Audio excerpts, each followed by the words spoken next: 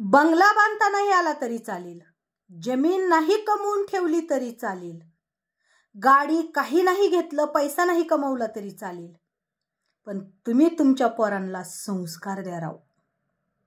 कारण कितीतरी असे लोक मी पाहिलेले आहेत की आपल्या आईबापाने घेतलेलं घर, जमीन, जागा ह्याच्यासाठी भाऊ एकूणमेकाचे डोके फोडताना, अहो भाऊभावांचं तर सोडाच,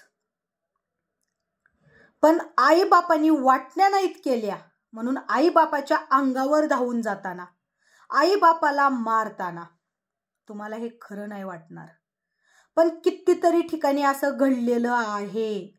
आणि तुम्ही आता सोशल मीडिया बघतात आहात तर बघा, यूट्यूबला कितीतरी अशा बातम्या आहेत की आईबापाच्या शेतीसाठी आईबाप शेती देत नाहीत म्हणून मुलाने आईबापाला मारलं, मुलाने आईचा बापाचा खून केला.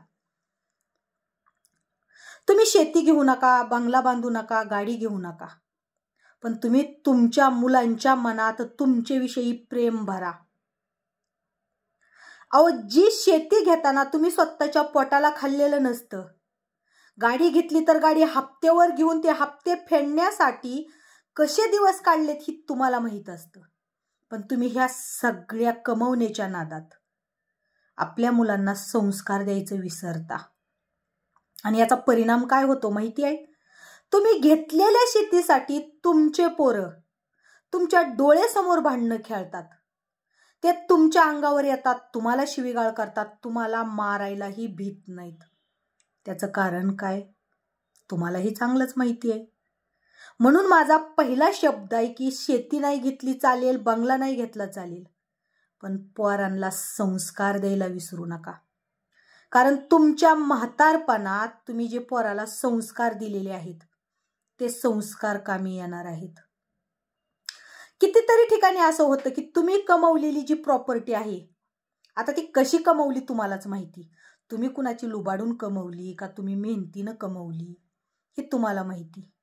पण जर तुम्हाला मुलगी आणि मुलं असतील तर मुलगी सुद्धा येऊन त्याचा बहुवाटा मागितला तर त्या मुलीचं माहेर तुटतं. भाऊ आपल्या बहिणीचं तोंड सुद्धा बघत नाही, आणि बहिणीसाठी तो तुम्हाला भांडतो, शब्दाला टोमणे मारतो. तुम्ही त्याला एखादी साडी सुद्धा मागितली किंवा बापानं एखादी वस्तू किंवा गोळ्या आणायला सांगितल्या तर मुलगा सरळ बोलतो. तुम्ही तुमच्या पोरीला दिली की जमीन?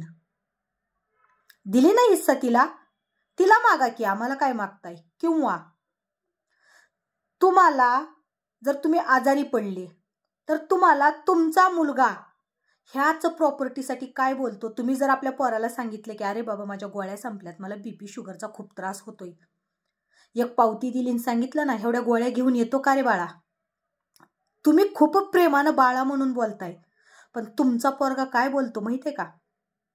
तुम्ही काय शेती फक्त मला एकट्याला नाही दिलेली, तुम्ही माझ्या त्या भावाला बी दिली, त्याला सांगा की गोळ्या आणायला. आणि त्या भावाकडे गेलं तर त्याचं बी उत्तर हेच असतं की तुम्ही काय मला एकट्याला नाही दिली, त्याला दिली, सांगा की त्याला, मीच एकटं का तुमचं सगळं बघू? मला सांगा आता ह्याला दोषी कोण, तुम्ही की तुमचे मुलं?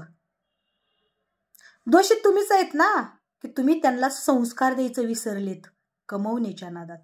म्हणून सांगते, तुम्ही जिवंत आहेत ना तोपर्यंत आरामाचं जीवन जगा. एकदा तुम्ही म्हातारे झाले की तुमचे पोरं तुम्हाला सांभाळतील ह्याची काही गॅरंटी नाही, किंवा तुमचे पोरं तुमची सेवा करतील, तुम्हाला प्रेमानं वागवतील, काही गॅरंटी नाही. म्हणून तुम्ही आता तरुण आहेत, तुमचं आयुष्य चांगलं चालू आहे तर नवऱ्यानं बायकोला आणि बायकोनं नवऱ्याला व्यवस्थित करा आणि पोराला संस्कार द्यायला विसरू नका. कारण तुमच्या म्हातारपणात तुम्ही तुमच्या पोराला दिलेले संस्कार कामी येणार आहेत.